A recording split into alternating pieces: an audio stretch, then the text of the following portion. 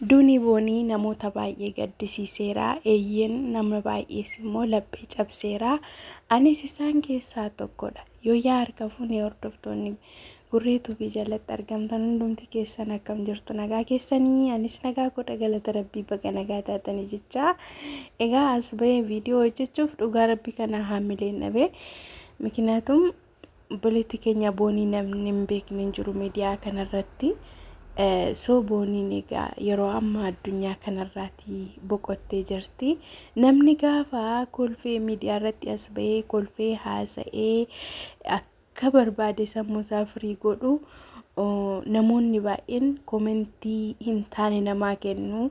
Namni sun garuu as bahee yeroo kolfuu as bahee gisee akka sammuusaa firii godhu meebii gola isaa keessa gaddi jiraachuu danda'a. Keessa namaa namni hin beeku duuba namaa malee jechuudha. Kanaaf yeroo komentii namaa kennitan of eeggannaa godhaa obboloota koo dhugaa rabbii kana barumsuma isiniif haa ta'u. Ijoolleen komentii gadhee namaa kennitan barumsuma isiniif haa ta'u maaloo. Kanatti aansuudhaan garuu obboleettii keenya boontuu waaqayyo lubbuu ishee hamaaru jecha.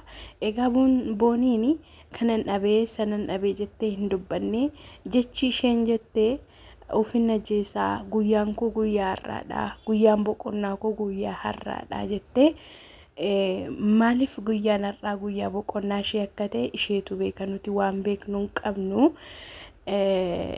Rakkoon koo kanadha sanadha jettee waan hin dubbanneefi nama kamiyyuu qubatti qabuu hin dandeenyu.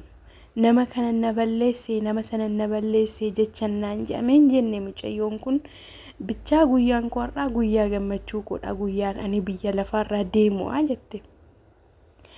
Akkas jetteetudha kan isheen deemte. Kanaaf nama kaan waqqasuu hin dandeenyu jechuudha. Namoonni baay'een abbaa manaa isheedha jedhanii yeroo ammaa utuma mucaan kun boolla keessan seeniin utuma shaniin awwaalamiin iyyuu footoon isaa yerootti gadi gaggalagalaa jirutu jira jechuudha. Kun maaliif barbaachiseen? Mucaan kun amma meebii maal godhe? Waan godhe hin qabu. Maaliifi booniin rakkoon kun kana an jenne waan ta'eef amma rakkoon ishee ifa ta'utti tu obsa godhatanii jechuu yaada. Dhugaa rabbii kanaati duuni ijoollee keenya baay'ee nama gaddisiisa.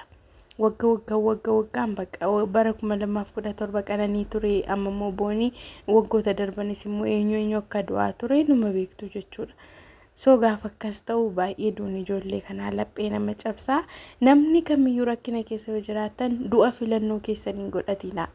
Dhugaa rabbii maaliif yoo jettan rakkina sanarra bore jettanii jireenya gaarii jiraachuu dandeessu. Dhalli namaa du'a gaafa filatu maaliif akka ta'e beektu?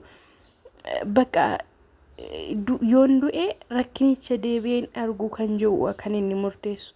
Garuu immoo